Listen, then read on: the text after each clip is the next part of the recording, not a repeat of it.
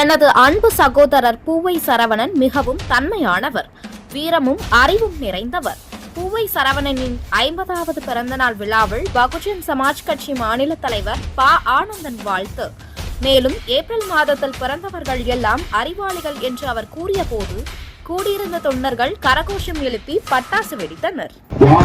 அம்பேத்கராக, பாபா சாஹிப் அம்பேத்கராக நாம் எல்லாம் பார்த்த அண்ணன் பூவை மூர்த்தியாளர்களுடைய